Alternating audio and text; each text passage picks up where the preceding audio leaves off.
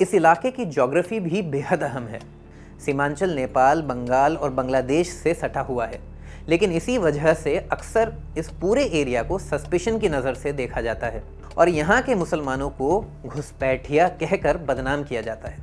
ये आरोप सिर्फ टीवी डिबेट्स या व्हाट्सएप तक सीमित नहीं है। प्राइम मिनिस्टर और होम मिनिस्टर भी चुनावों में ऐसी बातें कह चुके हैं। जो भी घुसपैठिया है उसे बाहर जाना ही होगा। कि अगर इनकी सरकार गलती से भी बन गई तो बिहार के हर जनपद में घुसपैठिए ही घुसपैठिए हो जाएंगे। अभी हाल ही में जब स्पेशल इंटेंसिव रिवीजन SIR के तहत वोटर लिस्ट की समीक्षा शुरू हुई, तब फिर से ये झूठ फैलाया गया कि नेपाल, बांग्लादेश और म्यांमार से बड़ी तादाद में लोग आकर वोटर लिस्ट में घुस गए हैं।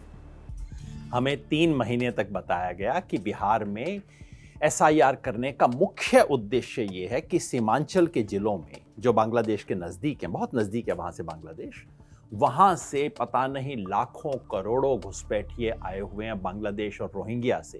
पूरे महीने चुनाव आयोग डेली बुलेटिन देता था, इतने फॉर्म आए, इतने डेड, इतने एब्सेंट, इतने माइग्रेटेड, इतने ट्रांसफर्ड, ये वो। आपने एक भी आंकड़ा कभी विदेशी का सुना?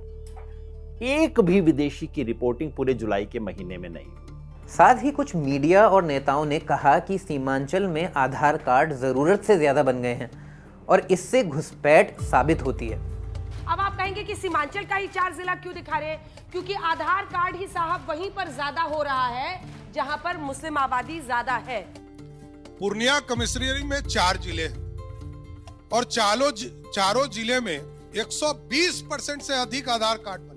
भारतीय जनता पार्टी, जो कि इस देश में विदेशियों के खिलाफ सबसे बड़ा अभियान चला रही है, घुसपैठियों के खिलाफ तो हमारे प्रधानमंत्री स्वयं अभियान चला रहे हैं। सो हमारे माननीय प्रधानमंत्री जी के नेतृत्व में चलने वाली पार्टी ने बिहार में कितने लोगों पे ऑब्जेक्ट किया कि वो विदेशी हैं? 0। मगर सच ये है कि आधार कार्ड से जुड़ी ऐसी गड़बड़ियां बिहार के कई दूसरे जिलों में भी हैं जहां मुसलमान बहुत कम हैं, लेकिन वहां ना कोई सवाल उठता है ना कोई शक करता है। जो डिप्टी चीफ मिनिस्टर साहब आए तो उनको लगा कि यहाँ पर बांग्लादेशी हैं। मैं तो मुंह खोल के कहता हूँ, और ये बेईमान लोग सुन लें कि मेरे बाप दादा ही थे जो भारत को 2 टुकड़ा होने से बचाया हमने, वरना आसाम कट जाता अगर करवट बदल लेता सीमांचल। हम इस देश के वफादार हैं और हमसे वफादारी का सबूत मांगा जाता है।